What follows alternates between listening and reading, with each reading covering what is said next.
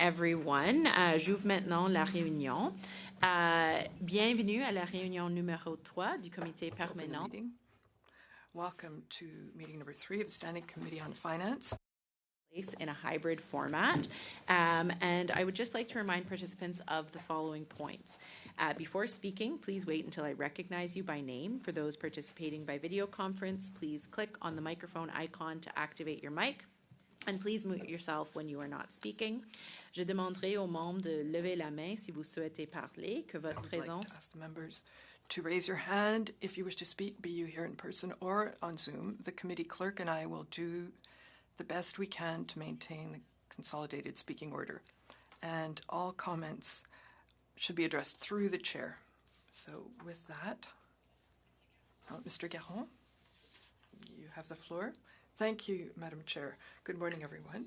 I hope you've all had a very good weekend, and I hope that your weekend puts you in a very good frame of mind so that we can come back to my discussion on the motion that I filed last time. Do I need to read it again, or can we consider that it's already been read? I have to read it again?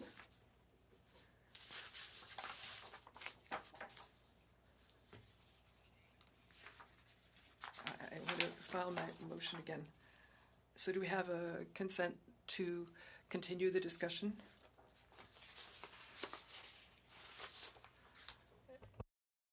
The re-bringing forward Mr. Garon's motion from Wednesday. So he's going to read it into the record? Or you're asking for consent not to read it in? To resume debate. Resume debate. Yeah. Yes, Mr. Kelly? It is his right to move the motion. He doesn't need consent. If you're asking to dispense with rereading it, I'm not even sure that would require consent, but it would be, I suppose, a nice thing to ask. But he absolutely has the right to move the motion without, it's not up to anybody else but him. Okay, thank you, Mr. Kelly.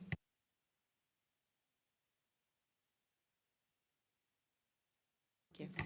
So it belongs to the committee now, so the committee has the right to decide whether they want to resume debate or whether we go to a vote. Yeah. Do we have consent to move back to debate? Otherwise, we'll go straight to a vote. Yeah, we can move back to debate. I mean, he's moved his motion, right? Okay, yeah. So great. Seeing that we're moving back into debate, do I have speakers on the list? Yeah, I'm not sure that we have copies of this motion. Do we have a copy? So I know that Mr. Garon read it into the record last time. I'm just not sure whether I got a copy of it. Maybe I'm mistaken, but I'm just looking through my stuff here. I kind of need a written copy in order to react to it. We did have some debate in the last meeting on it, so I know that we spoke to it, but I would like a chance to review it. So maybe we could suspend and just get a copy of it so that I could review it. Sure, we can. It was sent around, but we can send it around again today, and we'll suspend for 5 minutes while we do that. Thank you.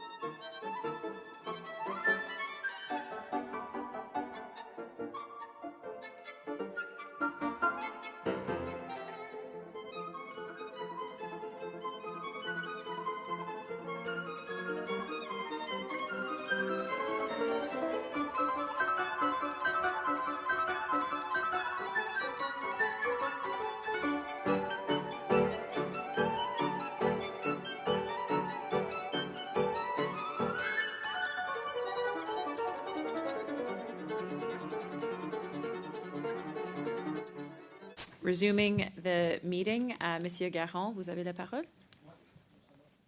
No? Okay. Monsieur Turnbull? Thanks, Chair. So thanks to my colleague for moving this and for the short recess to discuss a little bit amongst ourselves. I think most of the motion, I get what Mr. Garon is getting at here. He was just looking for some clarity on the budget cycle. I think that's reasonable in terms of a request, in my view. What is a bit of a sticking point for us is that we don't believe that the minister will be able to attend with just about 48 hours notice. That's a pretty short notice for a minister who has a busy schedule and calendar, and I think everyone can appreciate that Minister of Finance has got a pretty busy schedule. So what we would suggest is to take out in the second last line, so this is an amendment that I'd like to propose, where I would just say, where it says no later than Wednesday, September 24th, that we would delete that. So it would say that the committee requests that the minister appear to answer the committee's questions so that the committee can then carry out its work properly and effectively and fulfill its mandate. So I think that's reasonable, and that means that the minister can appear at the earliest opportunity. I think there was some discussion about next week's committee meetings being a little bit different because of Truth and Reconciliation Day. I think it's quite reasonable to assume that the following week, because I think Yom Kippur is on Wednesday as well, if I'm not mistaken, so that's a pretty important holiday. But that the following week would be a week that, especially if we were studying C4, which I think there was some discussion about the possibility of using some of our committee time wisely on a piece of legislation that I think there's no contention about. So I really think that with this small change that we could get this passed. I think it would ensure my bloc colleague that he gets, I think, the clarity that he desires, which is really just clarity on what the budget cycle will look like moving forward. And I think that's, that's a pretty fair ask. Although, I think there's a lot of words in the motion. I think it's a pretty simple request, and we can get him the clarity that he's looking for in due course. So that's what I would suggest. So I'll leave it there for the moment and see if there's any discussion. And I know my colleagues will probably want to speak to this as well. Thanks. Okay, thank you. Mr. Halan, did you want to speak to the amendment? No, not to the amendment. Okay, thank you. Mr. Letao? Merci, Madame la Présidente. Thank you, Madam Chair. So, good morning, colleagues. I agree completely with what my colleague, Mr. Turnbull, has just said. The issue, really, has to do with the dates. We're September 22nd, that the Finance Minister appear before the committee on September 24th in 2 days in the current context, where just last week the minister wasn't even in the country. He was taking part in meetings in Europe with our partners, among other things. So it's not reasonable to insist that it be Wednesday the 24th. I think that for the following week it would should be possible. And knowing the Minister of Finance, I'm sure that he would agree to come before the committee. It's really a question of the date. It wouldn't be a reasonable request to have such a short notice. So afterwards, be it on October 6th or whatever date, then we could have a good discussion about the calendar of the budget cycle. Because by convention, I don't think that there was a specific regulation about it, but the budgets in our system, be it in the federal government or the provincial government's budgets, are usually presented very close to the end of the fiscal year, March 31st. So will that always be the case? Can it be done later? It would be a good discussion to have with the finance minister, and I'm sure that he'd be delighted to have this discussion with us. So why not have that conversation? But I think that for September 24th, it's really not reasonable. If we give ourselves several days more, we could have that discussion, which would be useful, because there were the elections, which mean that the budget for 2025 will be presented in November. Will the 2026 budget be presented in May and June next year? I don't know, but it's a discussion we can have with the finance minister to know what his view is in the matter. But really, September 24th was too early. We agree with the whole thing, basically, but it's a question of date. Thank you, Mr. Leitao. Yes, so just to add on to this, I'm aware that the minister is currently building ties in Europe, and it's important that we allow the minister to build these ties at this very important time. This is not the time to pull the minister within 48 hours is not very much notice, I think, for us to expect the minister with his busy schedule and all of the important duties that he has to be able to come in on such short notice. It's of course very important that this budget is done with very due diligence and precision and care, and it's not something we want to rush. And so I think that's why some more notice. Of course, the minister is happy to come in. However, on such short notice, I don't think it's reasonable to do so. Thanks. Thank you, Mr. Sawatsky. Mr. McDonald? Yes, good morning, everyone. It's my first time addressing the committee. I must say I'm a little confused over the motion. You refer to that there's been no public consultations done. The summertime was spent hearing from the public. I attended a consultation in Charlottetown PEI. We had dairy farmers at PEI present. We had Atlantic Beef Products, PEI Aquaculture Council, the PEI Bio Alliance, PEI Seafood Processors Council, and the PEI Fishermen's Association. And we also had the Coalition for Poverty present to us, and we had members of the business community. So we have done a fair lot of consultation over the summer months since the House rose in June. I was hopeful that we would come here and start hearing witnesses presenting their submissions, the submissions that we received over the summer in our binders to the Finance Committee. I'm disappointed that we're not at that point yet. I hope we get to that point soon. In regards to the motion and the minister coming on the 24th, I think they've all stated what they feel on that. It's just too quick a turnaround. The minister is willing to come. He presents the budget on November 4th. He'll speak to our committee either prior to that or shortly thereafter as we do the budget review the bill. So, and otherwise, there is other business that the committee could be hearing witnesses on, and that's C4, the Affordability Act. I hope that the committee will consider getting down to business and get moving with what the Canadian people expect us to be doing here on this Finance Committee. Thank you. Mr. McDonald, Mr. Turnbull? Yeah, I concur with my colleagues. You know, I spend a lot of my summer traveling the country and doing pre-budget consultations. Mr. Garon is laughing over there, but it was a lot of hard work I spent away from my young daughters and family. I traveled to Hamilton. 1 second, Mr. Turnbull. Monsieur Garon? Point of order, Madam Chair.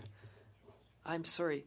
I really think it is a point of order. The colleague is filibustering his own motion. He's accusing me of mocking the citizens of Quebec, the citizens of Canada. Mr. Garon, this is debate. It's not a point of order. Thank you. Just remarked on the fact that he seems to be smiling, but I'm talking about a serious thing, which is that we've done pre-budget consultations for the whole summer. Mr. Garon probably knows this, but you know, I traveled to Hamilton, Mississauga, Toronto, Vancouver, Whitehorse, Halifax, Cape Breton, PEI, Iqaluit, Regina, Saskatoon, Victoria, Windsor, and Edmonton. Our team did 50 roundtables, 83,000 survey responses. We went to every province and territory, and there's been 940 or over 940 briefing submissions to this committee on the federal budget. So to say that we haven't done any pre-budget consultations is just inaccurate.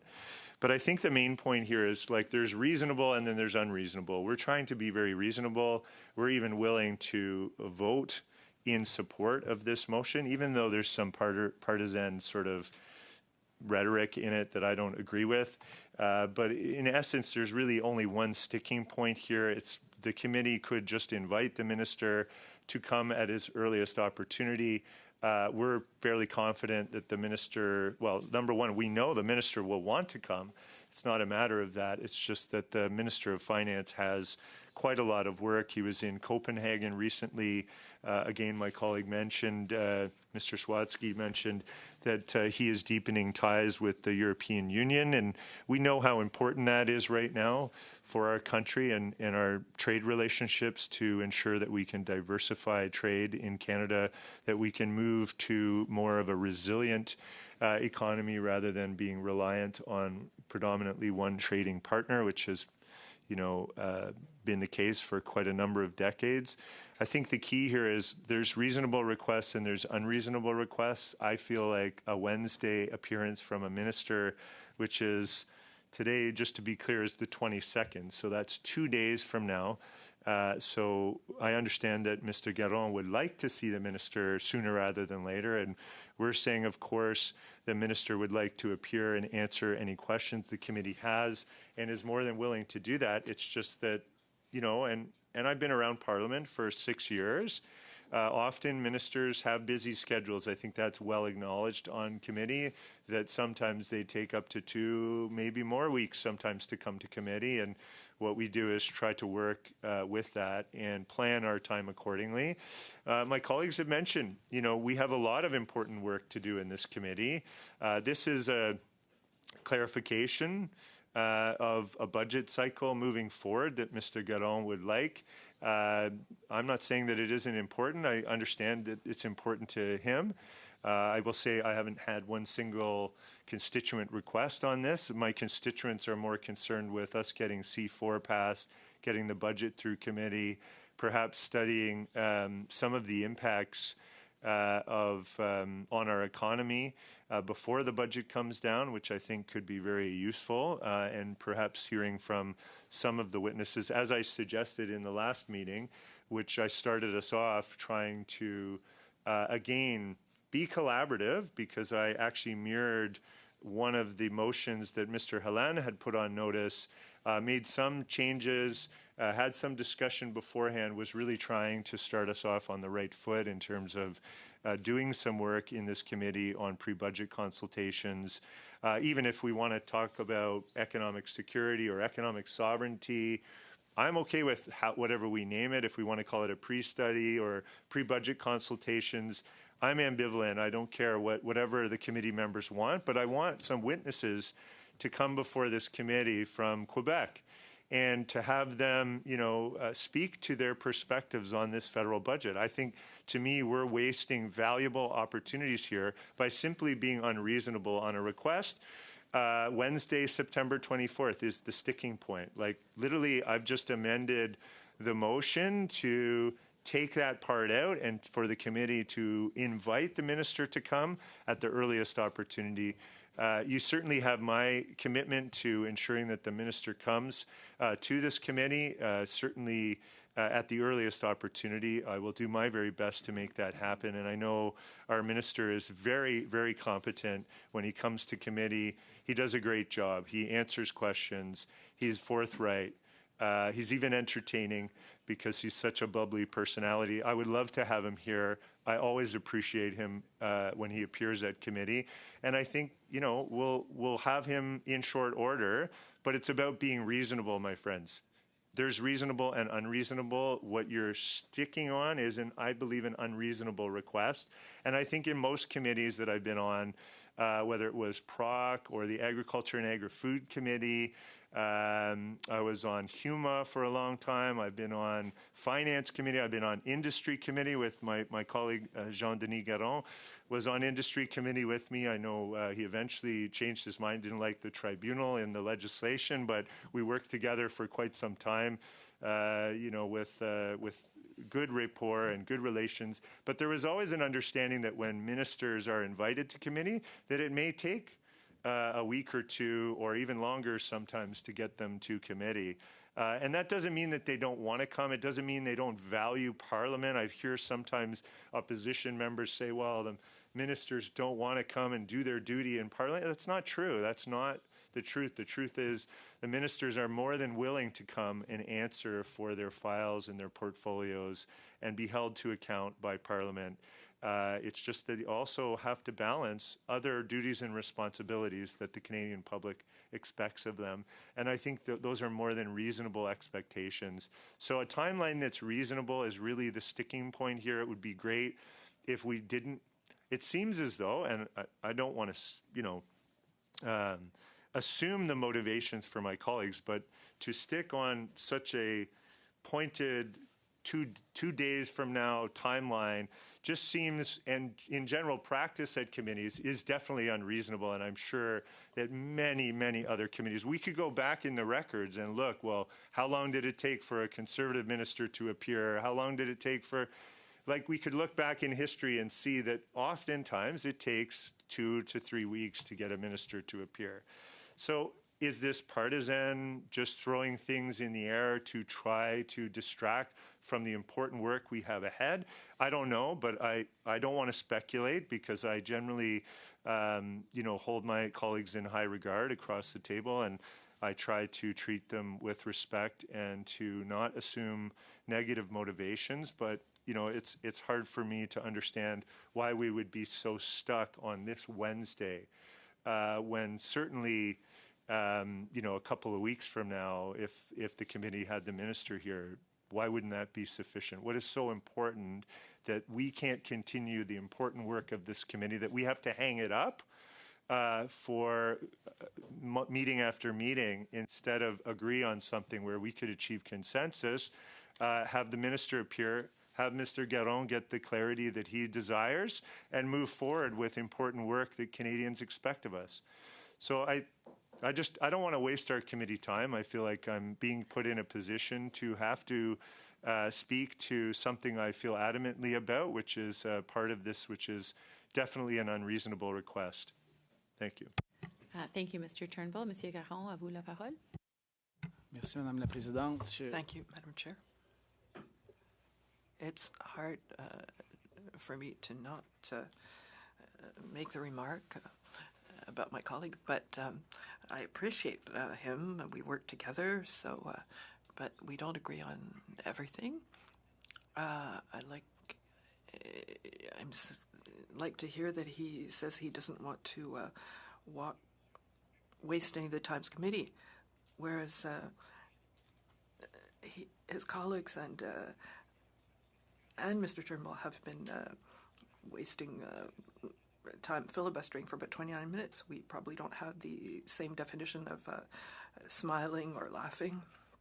Maybe that's why we're not in the same political team. But I recognize that there's been an evolution since last week, because last Wednesday, when we gave almost 10 days to the minister to come, so last Wednesday, the whole motion was deemed to be unreasonable.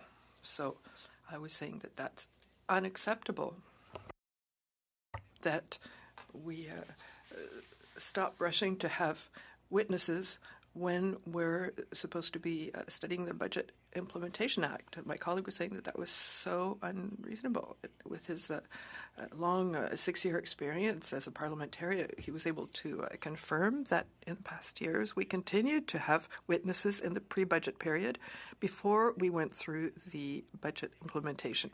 So when that happened in the past, Madam Chair, during the budget implementation, the pre-budget study for the following year had already started. So I understand that my colleague, Mr. Turnbull, has difficulty reading agendas, and calendar is complicated, so he took the weekend to think about it. I understand that, and so he has evolved. So we have to welcome the minister. So he's telling me that the only unreasonable thing is the date. He's proposing a date. He doesn't want us to vote on it. So he's saying if we look at the committee history, we can see that usually ministers take 1, 2, 3, 4, 5 weeks before coming, which brings up to the eve of the budget. And that's exactly what we're concerned about. So he's confirming the fact that we need to have a date. And also, if you go back in history, Madam Chair, and you look outside of the war periods, what ministers left a lot of ambiguity, saying if there would be a budget in the spring, so that at the first day, the Finance Committee was unable to create a schedule and invite witnesses. So I'd like to invite people to tell me when that happened for the last time in the past. So I'd like to know what minister arrived, did not file a budget before the election, none after the election is filing a budget in November, and it can't tell us if he's changing the budget cycle. So we could play in our study of history. But the other people, Mr. MacDonald, who I also appreciate, and Mr. Turnbull, tell us that there were consultations, but the opposition was not invited. You were in your ridings, and you don't interest it. So we're in a minority parliament situation. I took a plane at the taxpayers' expense. We went to Vancouver. We went everywhere. The ministers came. We had a party of Liberals with everyone in Canada without members of the opposition, and that's enough. So I'm sorry, Madam Chair. The word indecent is about the same in both languages. That kind of discourse is indecent. We're asking for a date, so we'd like our Liberal members to stop filibustering so that we can vote on their motion. We can determine a date, and the minister will come and tell us simply if he will be doing the minimum work in his job description. Will there be a budget next spring so that we can make our schedule? I'm ready to vote on the motion. Thank you, Mr. Garron. Monsieur Letao. Thank you, Madam Chair. So we'll continue, because our colleague has just said several things that are interesting, if you can say it that way. So I'm also new in this parliament, so the rules are not necessarily the ones I was used to in another parliament, where I sat for many years.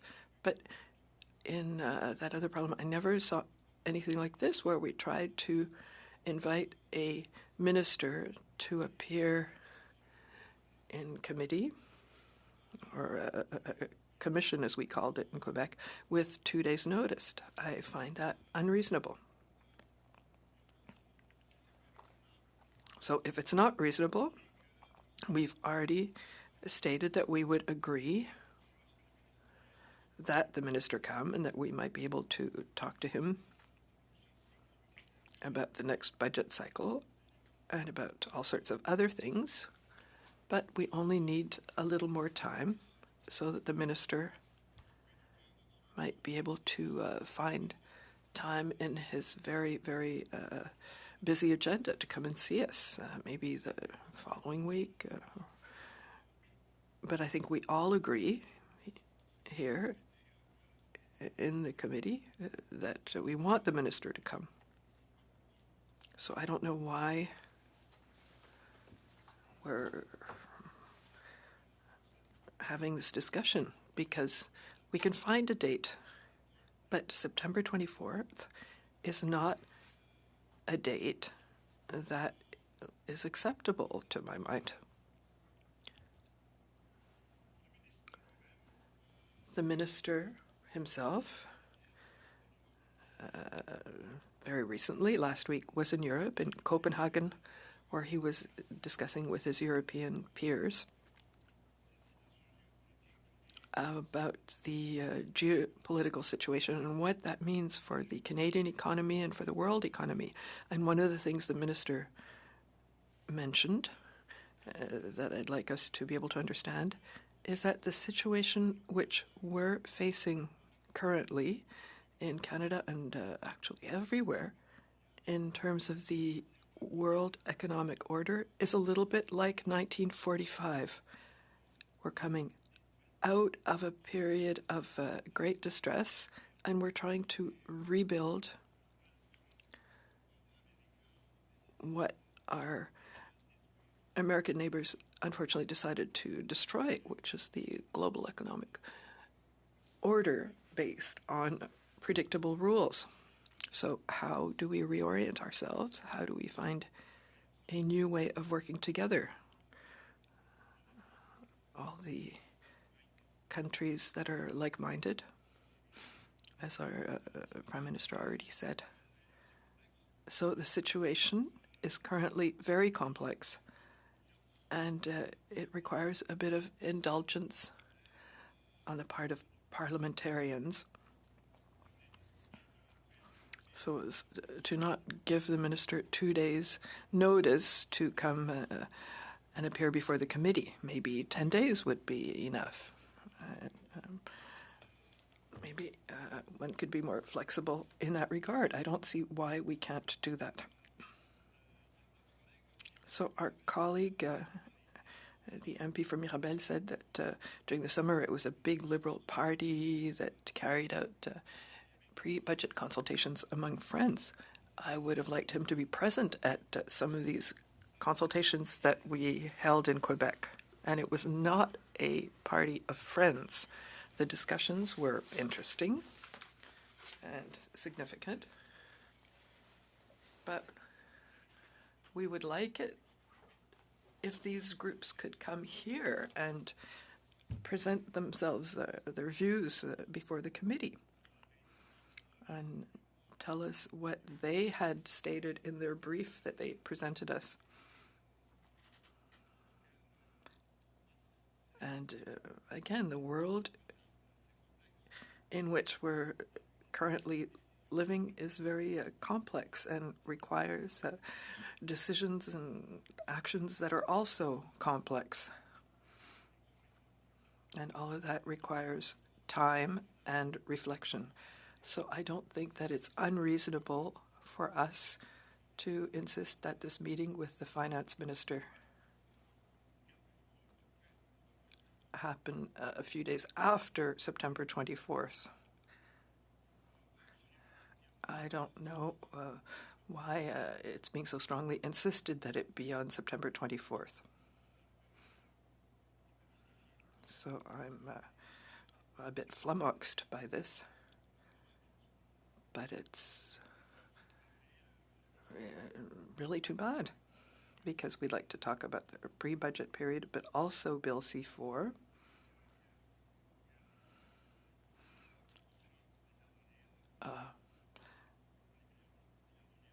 Bill to which the parties in the House have given their support in a preliminary way, so it now gives us the opportunity of working on it with a clause-by-clause study so that we can progress.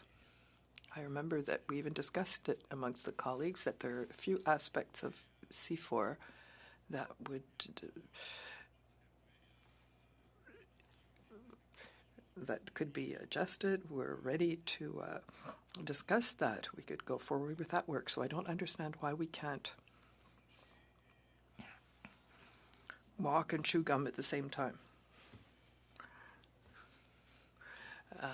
While we're waiting for the minister to come and meet us when he's able to next week or the week after, we could start our work on C4 so that we could move forward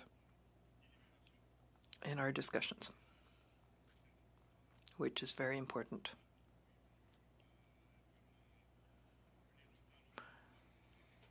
So in this current context, we really have to think deeply what we can do in that situation. So let's move forward with what we can work on while we're waiting for the minister to come and see us in a few days. I don't think that that should be such a major obstacle. Thank you, Madam Chair. Thank you, Mr. Letao. So I think the thing we all have in common here is we want things to move here. However, we need to also be realistic with our timelines, because if we're not being realistic, then we're inadvertently going to just slow things down because we're expecting things that just can't happen. So for the Minister of Finance to come in here, there's a lot of things at stake. These are topics which can move markets.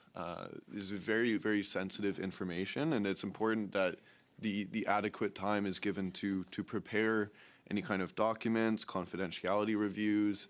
There's legal considerations sometimes. Of course, there's notifications with stakeholders sometimes that's at play here as well. There's a lot of things that the Minister of Finance needs to prepare in advance of coming into committee here, and then of course there's translation of official documents, and really just a professional courtesy of giving a Minister of Finance more than 2 days, I think is quite important. Now, of course, there's a lot of other things that we can be discussing as well. We've got over 940 pre-budget consultation requests that we can be spending our time looking at, discussing. So it's really important, I think, that we find a consensus here, because we don't want to spend time going over things when we know they're not realistic. So I would just say I really hope that we can find a way forward here, a compromise that is a bit more realistic with the timeline of the Finance Minister. Thank you, Madam Chair. Thank you, Mr. Sawatsky. Mr. Turnbull? Yeah, thanks. I agree.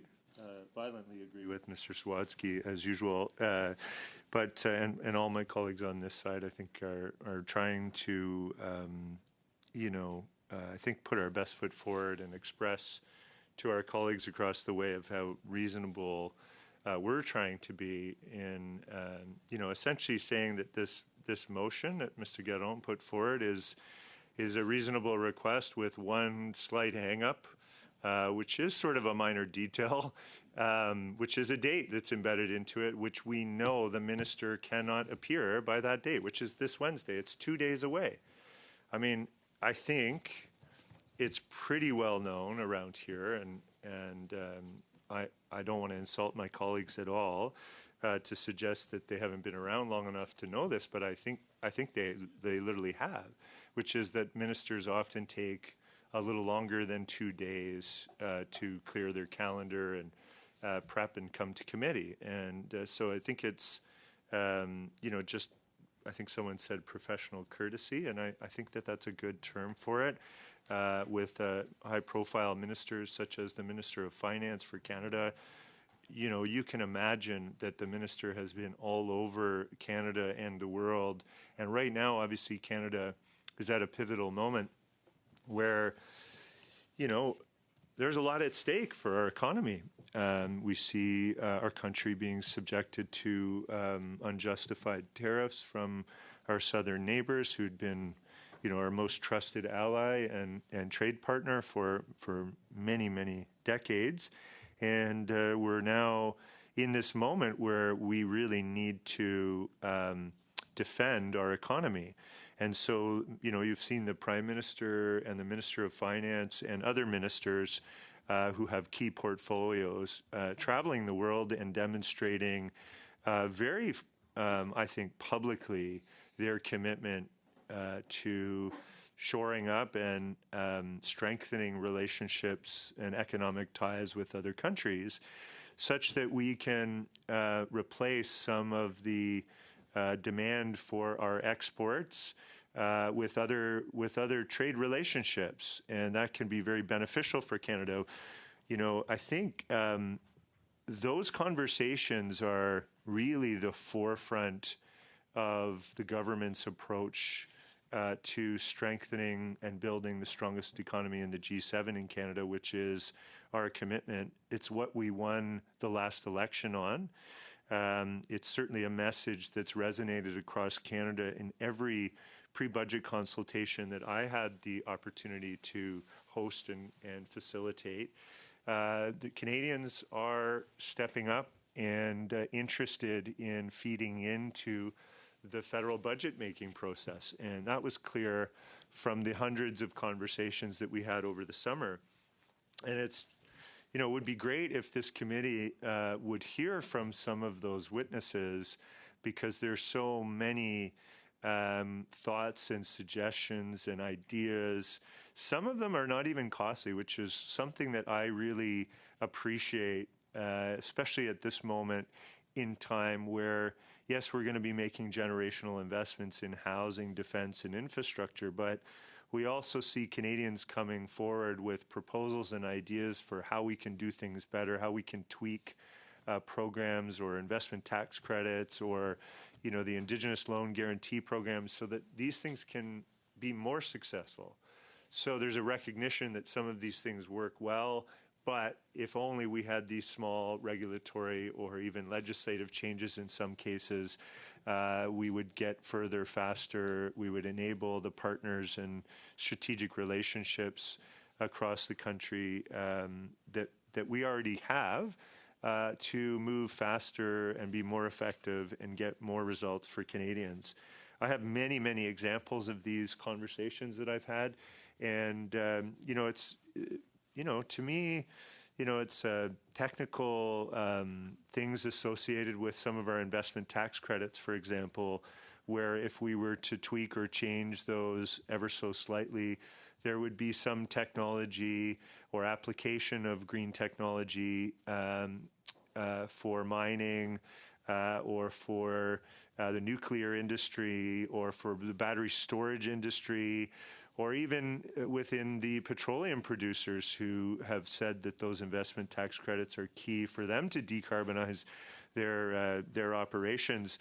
These are tweaks to pre-existing programs and tax credits that could be very, very useful. Again, it's another example of how, if this committee chose to use its time to hear from those witnesses instead of be stuck on a very unreasonable timeline for the minister to appear, that we could actually hear from key witnesses that are making suggestions that would directly impact on the Budget Implementation Act.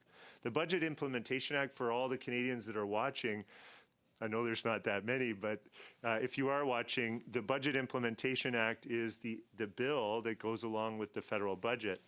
And it's usually a fairly significant document full of all of the details, which are small, often small legislative changes. Sometimes they can have a big impact, but there's often lots of small changes made to tax law and other acts. So the BIA which this committee will be responsible for debating and moving through and getting back to Parliament when the time comes, we could be hearing from some of the witnesses that have key suggestions. And there's 940 or more. I think the list is probably growing.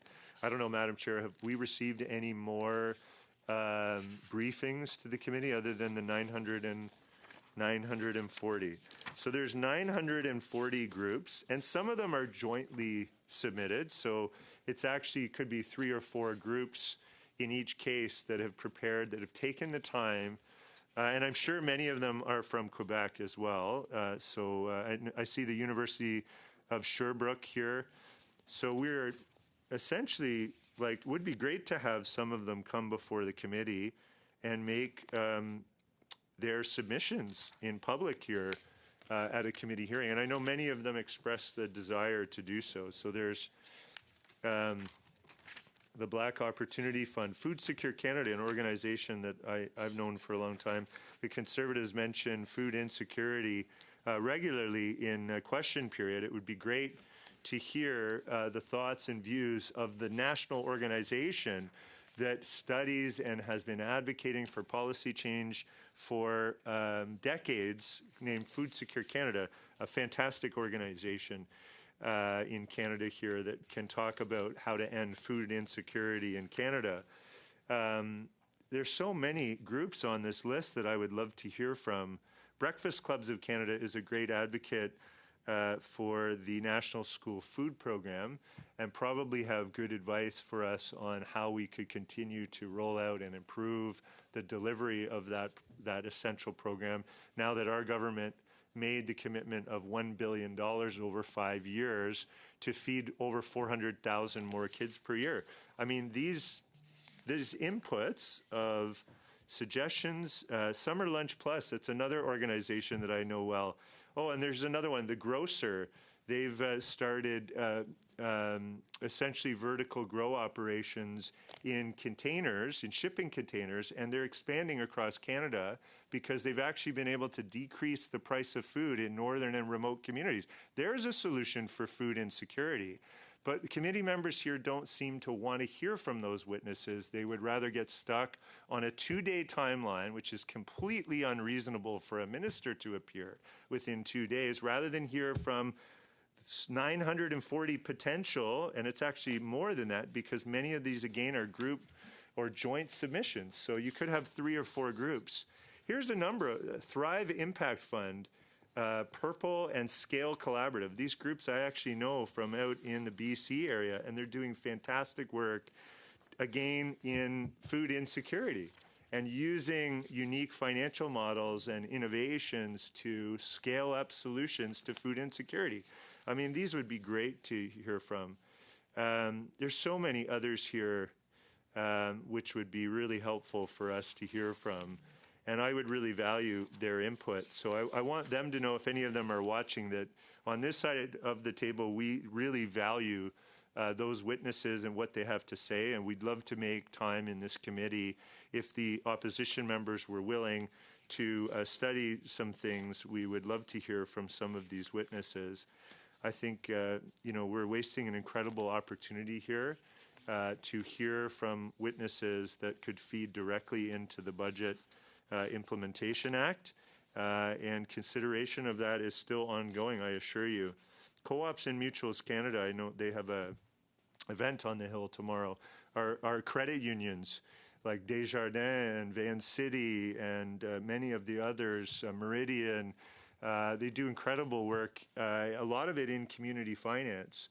And it really excites me to see them on the forefront and how we could work in collaboration with them to ensure that many of our rural communities can benefit from, I think, some of the investment that they need to ensure that, while we're focused on these big major infrastructure projects, that we ensure that, communities right across Canada will get access to capital and help to grow their enterprises.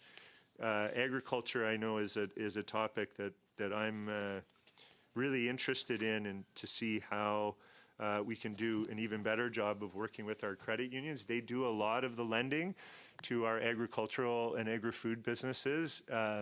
They do a lot of the lending within the smaller communities along those main streets where we need thriving business environments for our towns and hamlets and all the areas across Canada, which should not be forgotten in this federal budget. It would be great to hear from the credit unions on what they think the big opportunities for this budget are and how we can ensure that while we build big infrastructure, that we can simultaneously scale up small to medium-sized enterprises and have them trade with some of the diverse trading partners whose relationships we're strengthening every day as our Minister of Finance and Prime Minister and Minister of One Canadian Economy, I think is Minister LeBlanc's title now.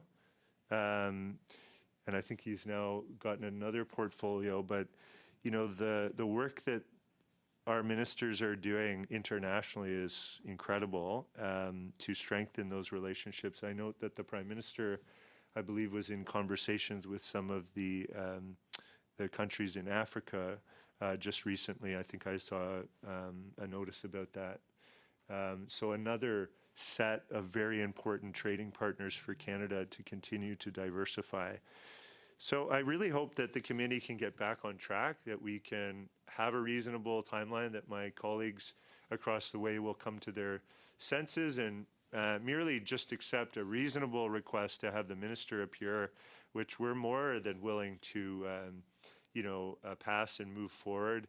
So I hope that we can see some sign of progress on the other side, and hope that our colleagues will be reasonable and work with us to ensure that this committee, can do valuable work on behalf of Canadians. So I'll stop there for now, Madam Speaker. I do have more thoughts on this subject, though.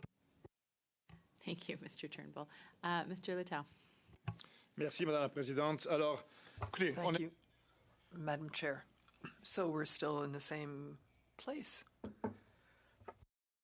So thinking that we can find a way of having the minister come and meet us at this committee in 2 days is completely unreasonable.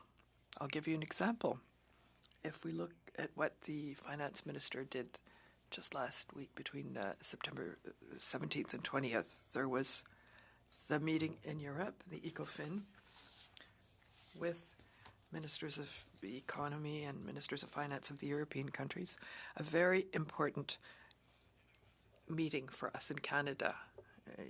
Usually this is a meeting of the ministers of finance and economy of European countries, and Canada was invited.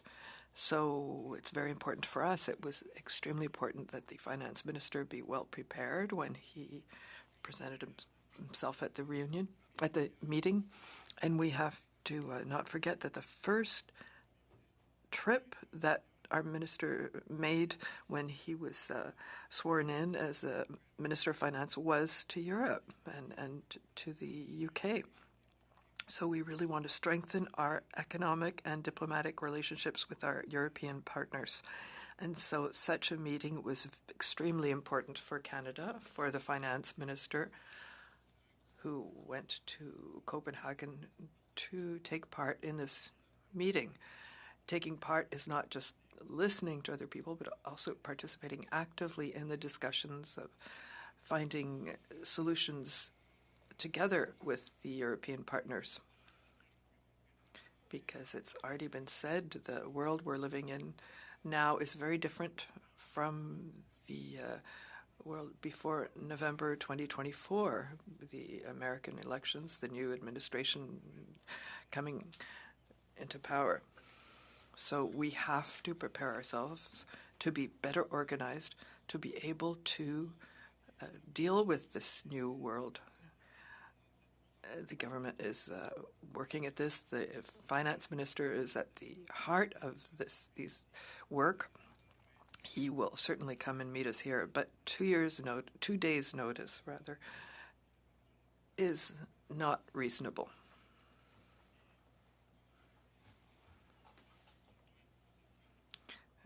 Well, the Minister of Finance just before and just after the meeting in Copenhagen met the Prime Minister of BC and also the finance ministers of the G7 to see how we'll put support mechanisms in place for Ukraine. These are extremely important issues that we need to prepare ourselves for. The minister and his team need to be well prepared before the meeting because there are important things that have to be said.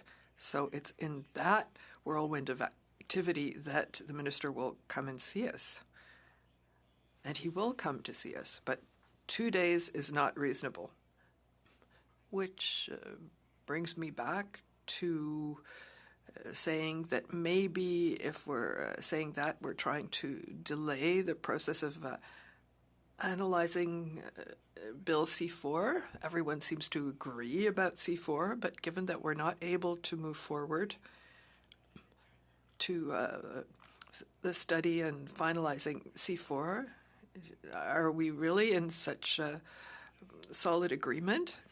So that leads me to ask myself that question. It's legitimate for me to ask myself this because we're not moving forward. And one last thing, as we all know, the federal budget is very complex. There are all sorts of things that need to be included in the analysis of that budget.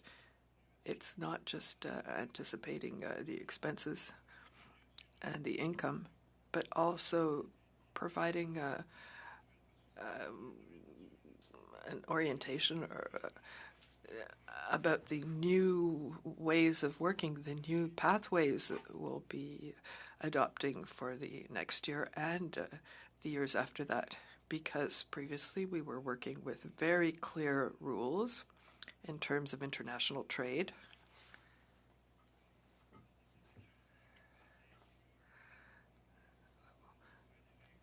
So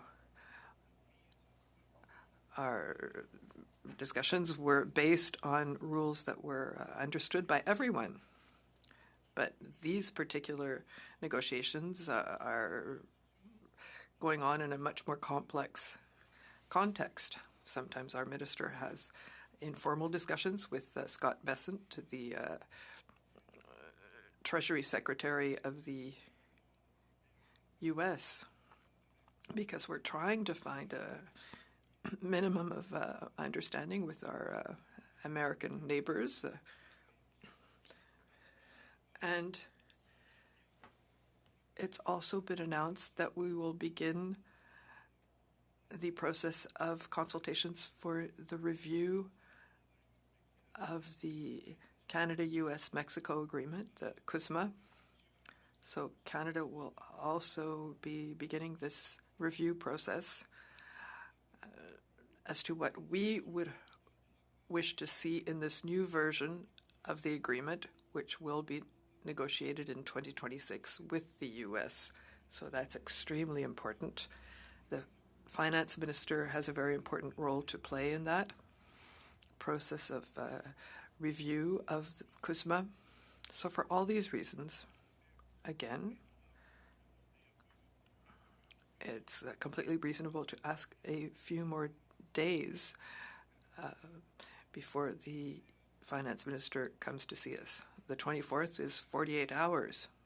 And in our current environment, it's entirely unreasonable, Madam Chair. Thank you. Thank you, Mr. Letao.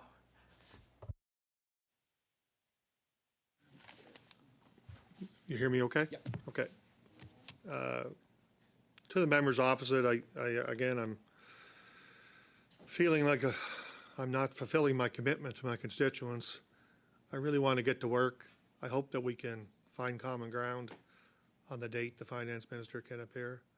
I think the rest of the members have presented the complications with that. If the chair would indulge me, as a representative of the agricultural community, I would like to read part of the Canadian Federation of Agriculture's presentation. I think their recommendations should be read to the committee. The member from Quebec had mentioned that he didn't get to have any input. I can share some of this with him now if you'd like. And okay. If I can read it. The Canadian Federation of Agriculture recognizes the importance of targeted, efficient spending. Accordingly, our recommendations emphasize low or no cost. 1 second, Mr. McDonald. Mr. Kelly? The member had asked, whether it was appropriate or not, and I guess my view on this would be reading somebody else's pre-budget submission is not relevant to the motion at hand, and that he should stick to the motion. Speak to that.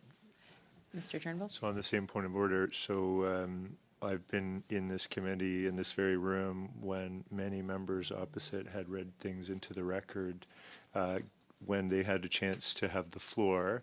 So, I'm sure that we can all agree that pre-budget consultations are part of the motion, and what Mr. McDonald is attempting to share with the committee are important views from constituents that he cares about that relate to pre-budget consultation. So I believe it is relevant.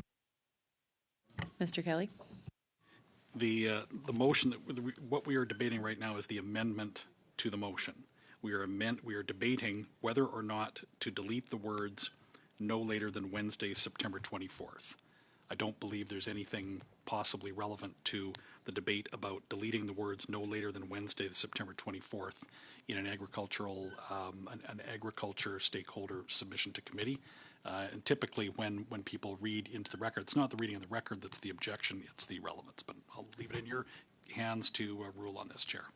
Thank you, Mr. Kelly. Mr. McDonald, can you tie it into the motion at hand? Actually, I'll take the advice of the committee, and if they feel that it's not part of the motion. But I do want to reiterate that if we want to get down to work, then I don't have to represent the submissions. We can start hearing them here at committee. And so that's what I would encourage us all to do is let's pick a date for the finance minister that's reasonable, and let's get down to work. Thank you. Thank you, Mr. McDonald. Mr. Sawatsky. I'll also agree. I think it would be great if we could move forward and find a common date. So I'll cede my time, and hopefully we can move forward with something. Thanks. Thank you, Mr. Sawatsky. Mr. Turnbull? Yes. So I think we could pass this extremely common sense amendment and have the minister appear shortly. And then move on to other committee business, which would be great if we could talk about perhaps C4, which I know was unanimously passed in the House of Commons in the spring, and it contains an income tax cut, a GST cut on housing, and the famous repeal of the consumer carbon tax, which I know that some members opposite had long advocated for. So we could get right into that business, which would be great. Perhaps, maybe that's what we should do, and it would be great if I saw a sign from committee members that we agree that we can sort of move on to discussing other committee business after agreeing on a very reasonable amendment.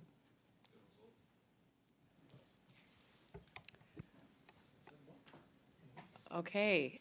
Thank you, colleagues. That was a fascinating debate on the amendment. I don't see anyone else on the speakers list, so I'm just going to confirm that the amendment is to delete no later than Wednesday, September 24th. And there was a suggestion to change request to invite. Is that correct? Yeah, okay. Everyone is okay with that? No, the amendment that we're going to vote on was to delete the words no later than Wednesday, September 24th. That's what we shared with. Okay, but then I heard you say something about substituting another word at. There was a brief mention of that. Yeah, and that could be moved as a yeah. sub-amendment, but. Move that, you're right. Okay, Yeah. Okay, there just we to be go. clear, yeah. Okay. All right. So we can begin the vote. Mr. Turnbull? Yes. Mr. Letao? Yes. Never mind. The clerk's going to do the vote. And the vote is on the amendment of Mr. Turnbull. Oui. Mr. Turnbull? Oui. Mr. Toleteo? Yes. Mr. Sawatsky? Yes. Mr. McDonald? Yes. Mr. Howland? No. Mr. Kelly? No. Madam Cabina? No. Mr. Lefebvre? No. Mr. Garon? No. That's 4 yeas, 4 pour, 5 nays, 5 contre. Okay, the amendment is defeated. Returning to Mr. Halan. Thanks, Chair. It is our intention to have this motion wrapped up. As I said in the last committee, it's a good motion. We should have the minister appear and give us some more clarity on the budget cycles. I'd like to put forward an amendment as well. I'd like to change the date from September the 24th to make it so that it says no later than October the 6th. I think that gives the minister a lot of time, even though he's had close to 10 days since this motion came out. So I'd like to just put that forward, and hopefully we can get this to a vote and close this up. Also, I just wanted to add, I do have, after this is done, I would like to propose for committee business something that would incorporate both C4 to get that relatively moved quickly, and another a piece of business. So hoping we can wrap this up. Thank you, Mr. Halan. Is there anyone who would like to debate this? Nope, seeing none. We will go to a vote on this new amendment. And the vote is on the amendment of Mr. Halan. Mr. Turnbull? Yes. Mr. Leteo? Yes. Mr. McDonald? Yes. Mr. Watsky? Yes. Mr. Howland? Yes. Mr. Kelly? Yes. Madam Cabina? Yes. Mr. Lefebvre? Oui. Mr. Garon? Oui. Okay. Oh, yes. Okay, félicitations. Yeah, so now we're going back to, now we are going back to the main motion. Mr. Halan, you, as amended, you were on the list, or you're good now? Okay. Is there anyone who would like to enter to debate on the main motion? Nope. Okay, on va procéder au vote sur la motion We'll principale. proceed to a vote on the motion. Mr. Leteo? Yes. Mr. Sawatsky? Yes. Mr. McDonald? Yes. Mr. Howland? Yes. Mr. Kelly? Yes. Madam Cabina? Yes. Mr. Lefebvre? Oui. Mr. Garon? Oui. 9 yeas, 2 nays. Okay. 9 yeas, the motion passes. And Mr. Halan, the floor is yours. Thank you, Chair. So in dealing with the committee business that we have put forward, we have a few items. We know that C4 is still continuing on. It is a reminder that the Ways and Means has been passed, so there's nothing holding back the tax cut from happening. It's already happened because the Ways and Means motion was passed for housing and the consumer carbon tax, which thanks to the Conservatives and the pressure, it has been taken off for Canadians. So while we're collaborating here and in the spirit of collaboration, I'd like to bring forward a motion that incorporates both C4 so that we can get that passed out of this committee, and also another really pressing issue that's taken up a lot of not just resources out of Canada, but also it's very concerning the alarming rate that it's increasing. So I'll read the motion. So it's a long, and we'll email it to the clerk. That the committee undertake a study of Bill C4, an act to make life more affordable for Canadians, and for the purposes of this study, A, the committee invite the following witnesses to appear for 1 hour each on separate panels. 1, the Minister of Finance and National Revenue as the sponsor of the bill. 2, the Minister of Housing and Infrastructure in relation to Part 2. And 3, the Minister of the Environment and Climate Change in relation to Part 3, and that each minister appear for 1 hour on separate panels and be permitted to be accompanied by departmental staff. B, the chair be permitted to schedule a meeting for clause-by-clause consideration of the bill only after all of the ministers listed above have appeared as requested. C, the committee invite additional stakeholders it deems appropriate and hold a minimum of 2 meetings to receive their testimony. And D, immediately following the conclusion of this study and once the bill has been reported back to the House, the committee undertake a subsequent study on the use of offshore tax havens, given that Canada's weak rules on offshore subsidiaries, tax treaties, and limited enforcement by the Canada Revenue Agency have made our country both a conduit and a destination for tax avoidance, costing taxpayers billions of dollars in lost revenue each year and inviting white-collar crime into Canada. And that, for the purposes of this study, the committee hold no fewer than 6 meetings and invite the following witnesses. 1, officials from the Department of Finance. 2, officials from the Canada Revenue Agency. 3, the Parliamentary Budget Officer. 4, representatives from law enforcement agencies with expertise in financial crimes. 5, tax policy experts. And 6, any other witnesses the committee deems relevant. The conference, and that's the motion that I'd like to put forward. The reason why this is important, the Conference Board of Canada estimates tax evasion and avoidance costs the federal government $8.9 billion to $47.8 billion each year. Tax fairness advocates and even CRA whistleblowers have raised concerns that Canada's weak rules on offshore subsidiaries, tax treaties, and limited enforcement by CRA have made our country both a conduit and a destination for tax avoidance.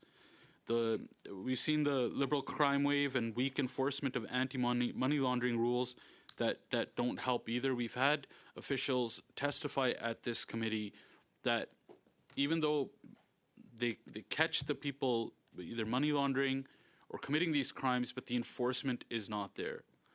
And not only that, this ties into the fact that the Liberals have dragged their feet for 2 years on the review for the Proceeds of Crime, Money Laundering, and Terrorist Financing Act as well, even though 2 years ago, then Finance Minister Chrystia Freeland wrote to this committee to have that review done, as well as the Bank Act, which needs to be updated. Crime is getting more and more sophisticated, and with the Liberals dragging their feet on this important review, that sophistication of crime, Canada cannot keep up. The officials do not have the tools and are not able to keep up with what we need. But more importantly, the enforcement of it, the rules, the fines, the update on the criminal code needs to be done so that those that are committing these crimes, they get punished for them. As these are big numbers, $8.9 billion to $47.8 billion each year that gets costs. Canada still hasn't prosecuted anyone for their involvement in the Panama or Paradise Papers either. And that ties into the fact on the Liberals' soft on crime policies that won't punish those that are avoiding tax, evading tax, or committing these crimes. The CRA identified more than $76 million in taxes owed by Canadians are named in the Panama and Paradise Papers. How can Canadians, let alone the government workers who are supposed to enforce tax rules, supposed to take their job seriously when the Prime Minister has been involved in tax havens himself? When he was chair of Brookfield, he used offshore tax havens of Bermuda to stash his company's profits beyond the reach of CRA. For the Liberals, there's a 2-tier tax code, one for the rich like the Prime Minister and his friends, and one for the rest of us. While we double-check our tax returns to make sure we don't make a mistake and end up getting audited, the Prime Minister's friends dodge taxes while his government taxes us more to make up the difference. And while the CRA and the government let this go on, the CRA writes off over $5 billion in corporate taxes and then goes after small businesses and charities instead. Conservatives included in our platform a commitment to closing tax loopholes for the wealthy and well-connected, like this Prime Minister. We committed to redirecting the CRA resources away from harassing small businesses and charities and instead focusing on cracking down on offshore tax havens. We committed to creating a name and shame list for wealthy multinational corporations that are dodging taxes and refusing to pay their fair share. And just last week, our colleague, Conservative MP Adam Chambers, introduced a PMB in the House, creating a sunshine list exposing corporations who get CRA tax write-offs. These are good policies, but we need to hear from more experts on how to address the gaps in enforcement and legislation. Canadians are struggling now more than ever with the cost of living, the debt burden, and the rising crime under the last 10 years of the Liberals. Closing the tax loopholes that allow for avoidance and use of tax havens will save Canadian taxpayers from higher taxes and could prevent even larger deficits. This study gives us an opportunity, and for this committee, to show Canadians that we believe in fairly enforcing tax rules and not letting wealthy, connected people and Liberal insiders get favorable tax treatment. This is a way for Canada to get serious. Canada has become a playground for criminals, and it's become more and more known around the world under soft on crime Liberal policies that Canada is the place to be if you're a criminal. There's more rights for criminals, and we've seen that under the soft on crime policy. So I hope we can get this passed. It, as I said, it incorporates both C4, and we want to get through C4. As I said before, there's nothing holding back those tax credits because it was already passed in the House through the Ways and Means motion. But if we need to hear from the witnesses and we need to hear from officials and ministers, then this gives us that opportunity to do that quickly, get it out of this House, and then we can move on to the tax evasion and tax haven study. Thank you. Thank you, Mr. Halan. I'm going to suspend the meeting for 5 minutes just so that the clerks can send it around and everyone has a chance to read the motion, and we'll come back in 5 minutes. Thank you.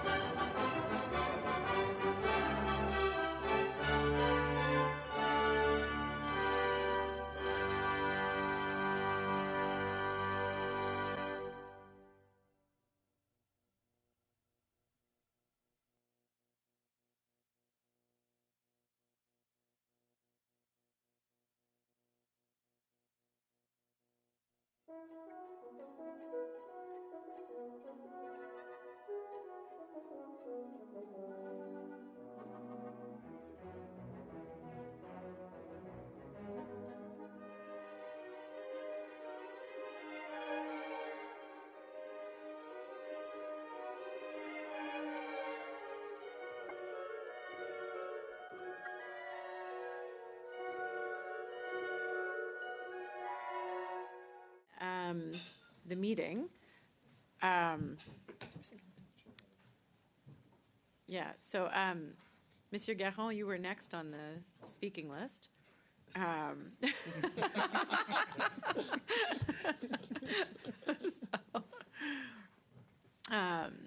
So apologies. Merci, Madame la Présidente. Merci de votre patience. Thank you, Madam Chair. Thank you for your patience. I will try and not call on it too much so that it doesn't become something legendary. So it's a motion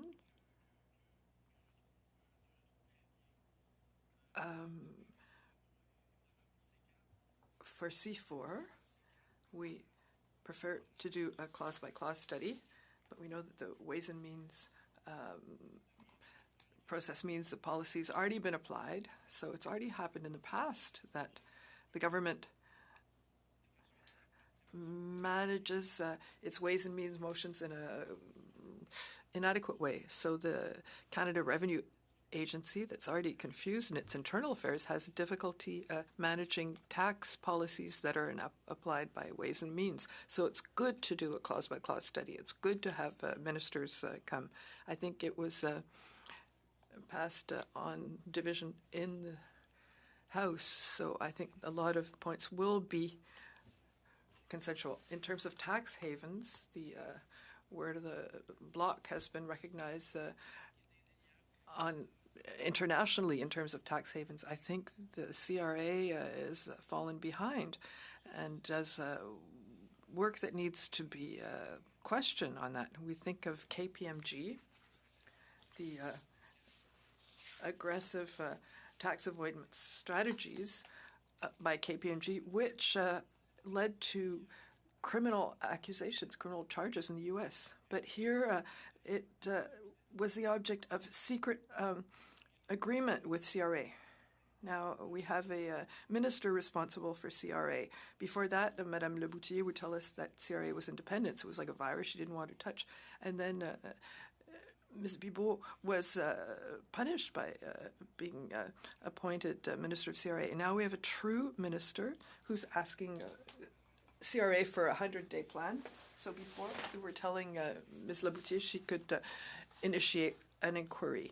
And she could do it. And she said, well, if you're not happy, just sign up and become a police member. So then we have the minister's statements in the electoral campaign. He has no problem that his investment are in tax havens. It's just things being held. So if we put things in a pension fund, the taxes are paid by pensioners. But the problem is that in tax havens, there's not just pension funds, and the place where the money is managed also coexists with trusts, family trusts, and a lot of wealth that often stays there forever, and they're never given to the beneficiaries. They use those to guarantee loans and other things. So it has to be questioned. And I think that this would interest the taxpayer. The tax collection rate of CRA is very low, even compared to the Quebec Revenue Agency. That's why we'd like to have a single tax report in tax return in Quebec. So I would like to know one thing. I'm calling on my Conservative colleagues on this. It's a good thing that we welcome the ministers first, then we do the clause by clause. I understand that the environment is very complicated, so I know it would take a certain amount of time, but I just want to make sure that in the drafting of the motion, we make sure that we can start the study on the tax havens while we're waiting for the minister, that we not be stuck if we can't receive the studies and not be able to study that. So I would like our colleague to confirm that that's the intention, but because when I read it, I have the impression that concurrently with this study, so that we could,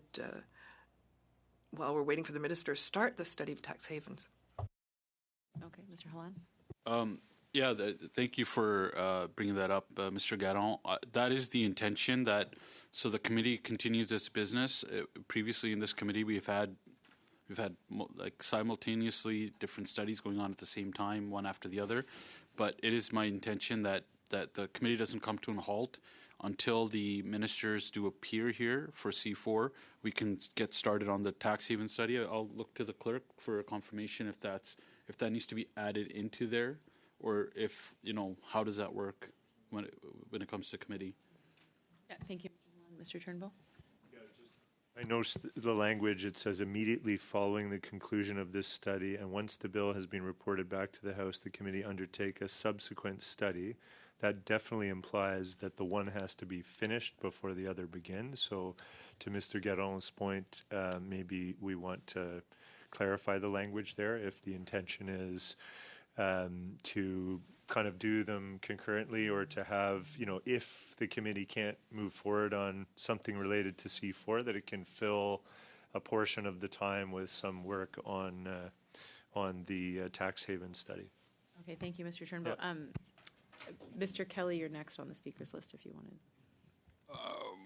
Okay, well, I don't know if we need to make it, I was going to speak to the main motion, but I would also like to try and solve the problem that we We do need, but we if would need all- to make if- an if- amendment. I mean, I don't know if this would be sufficient, that in the room, there would seem to be concurrence that we can do that, and of course, committees can do just about anything when there's unanimous consent, so. Someone would still need to propose All right. language. Yeah. Okay, then I'll amend this by, so I'm doing this on the fly here, but,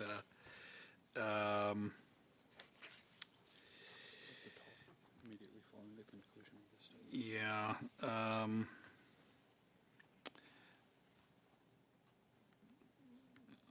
okay, well, I guess we could, if we,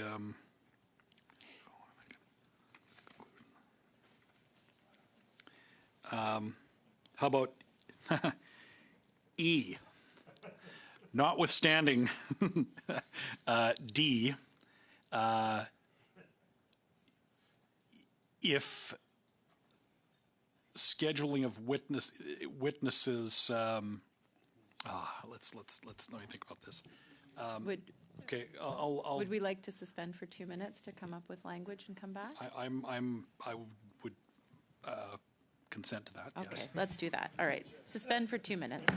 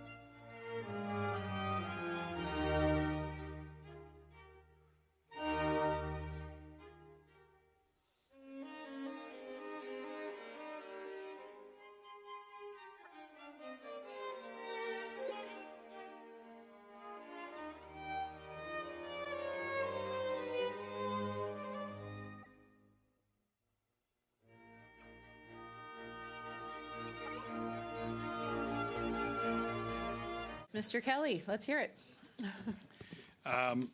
So if we delete the words immediately following the conclusion of this study and once the bill has been reported back to the House, delete those words and substitute concurrently with this study.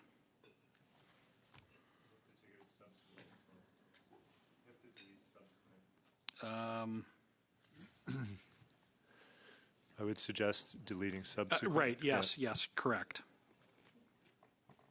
And also delete the words subsequent.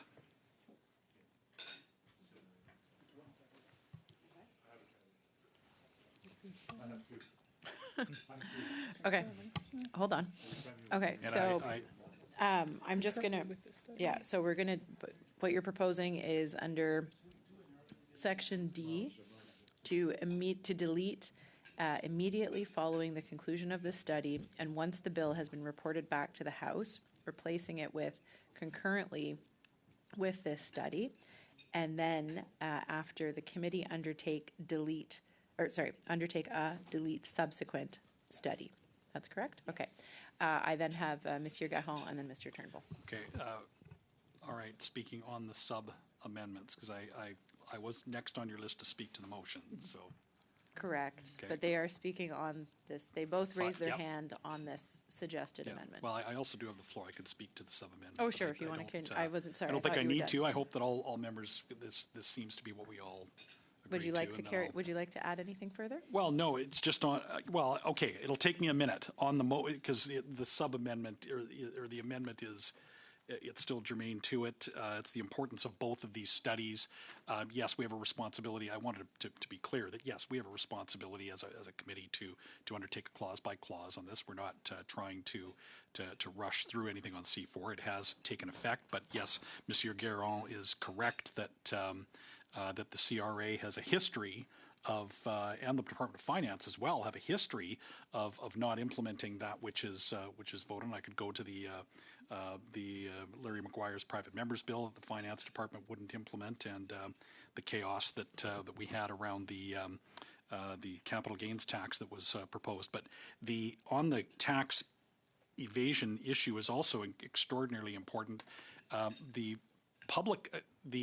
Auditor General in 2019 found that the CRA grants extensions for months, sometimes years, to tax filers simply if they are filing in an offshore tax jurisdiction, whereas any normal person who does not concurrently file in a tax haven will automatically have their taxes assessed to them if they fail to comply with an instruction or a request from the CRA within 30 days. So the inequality of tax fairness for ordinary Canadian tax filers and those who do choose to file in offshore jurisdictions using complicated corporate schemes, and the unequal treatment of CRA was remarked on by the Auditor General. That was 6 years ago, and I don't think that very many Canadians have seen evidence that there's been any improvement. So with that amendment, we can do both of these at the same time, and I hope that we'll adopt both the amendment and the motion. Thank you, Mr. Kelly. Monsieur Caron. Madame la Présidente, juste très rapide. Madam Chair, so very quickly, I want to say that I agree with the amendment, but it needs to be clear that if we support it, we keep in mind the fact that we will possibly be in a situation when the minister has freed themselves, has told us what his intentions are. Is there going to be a budget in the spring? When he will have done this minimum of work, we could program pre-budget consultations. So we know with C4, we're doing that legislative work, that we're doing that with that very important study on tax avoidance or tax evasion rather, and I congratulate my Conservative candidates on this, and that we try and optimize our time. So we will have pre-budget consultations if we learn that there will be a budget in the spring. Thank you, Mr. Garon. This effort here at the end of our committee to come together, and looks like we're landing on something that we'll all be able to agree to. I have two really minor, so it's a sub-amendment, and they're just deletions of language that I consider kind of loaded, and so my preference would be to just take out these small phrases that don't matter to the substance, that don't affect the substance. So one is weak rules on. So I would suggest that that is a judgment, and I get that we'll all have our different views around whether the rules are weak or strong or need to be improved, and I imagine we'll all probably agree that they need to be improved. So I would delete weak rules on. This is in D. Just making sure that we have the clerk's attention for, Sorry, Mr. Turnbull, I think that is a separate amendment to the motion as opposed to a sub-amendment to the amendment that has just been made. yeah, Yeah. okay, so I can, Yeah. if you prefer, I can Yeah. introduce it later. Yeah, so that's that we fine. can Yeah. vote on the amendment, and then you could introduce a Fair separate enough. amendment. And just to clarify, did the amendment that Mr. Kelly had introduced, because I didn't hear, so I may have been mistaken, was the word subsequent study deleted as well? Correct. It was, okay, great. Yeah. Then I'm good to Yeah. vote on it. Okay. Is there any further debate, or can we take the vote to the amendment on the main motion? Yep, okay. So, clerk, over to you. The vote is on the amendment of Mr. Kelly. Mr. Turnbull. Oui. Mr. Leté. Oui. Mr. Sawatsky. Yes. Mr. McDonald. Yes. Mr. Hallen. Yes. Mr. Kelly. Yes. Mr. Dalton. Yes. Mr. Lefebvre. Oui. Mr. Garon. We, That's 9 yeas, 0 nays. Okay. Sorry. Okay, thank you. The amendment is adopted. Mr. Kelly, back to debate on the main amendment. I have nothing further to add to my remarks on this, on the amendment. Okay, thank you. Mr. Turnbull. So we're now on the main motion. I would like to present an amendment, which is 2 deletions. One is in D, which I would suggest to delete weak rules on, which again doesn't affect the substance of the study, but is more of a value statement about the rules. We may all agree at the end of it that they're too weak, fine. But I'd like to delete weak rules on. And I, secondly, would like to delete and inviting white-collar crime into Canada, which is later in the motion. Actually, it's still in D. So, and I think, again, I don't think anyone is intentionally inviting white-collar crime into Canada. The rules may allow for it to happen too frequently, and we may all agree on that. But I think that's more loaded language. I would just like to preserve a fairly objective language in the actual motion. It doesn't affect the substance of the study, so I hope that members, in the spirit of collaboration, which I think that we've achieved here in this committee, it would be great to vote those changes through. Thank you. Okay, so just to clarify, that in section D, it would be the deletion of weak rules on, and then a couple of lines later, inviting white-collar crime into Canada. Is anyone wishing to debate this? Okay, not seeing, Mr. Hallan? Just to give a little bit of context why it was written in there is because when officials testified, the responses that they had led towards those exact things. Like we do have weak rules. They said themselves that they're not being enforced. That's why we put enforcement in there. And white collar crime has gone up quite a bit, and you can see that in the numbers. It's in the billions. So. But overall, I think if we're all kind of in agreement, we're all almost there, landing in a good place. I think we would agree to take those out. That's fine. Okay. Is there anyone else who would like to intervene? Otherwise, I'll be happy to move to a vote. Mon Dieu. Okay, let's go. We're all in agreement? Okay, great. So we can do that by UC. Excellent. Okay. So unless anyone would like to speak to the main motion, let's go to a vote on this, please. We can vote it in on consensus? You're all in favor. Okay. Well, gentlemen. Yeah. 12:59. 12:59. So look at that. We have some. Talk With about the inflation. concurrence of this group, actually, sorry, there's one other thing I would like to put on the agenda. Let's see if we can get concurrence of this. I mentioned it last Wednesday that the Governor of the Bank of Canada had requested to discuss his annual monetary policy report with this committee on November 5th. Is there agreement to have the Governor of the Bank of Canada come address this committee on November 5th? Fantastic. Well, merci beaucoup. Have a great day, and with the consent. Thank you very much. Adjourn. Yeah, okay. Bye. Have a great day.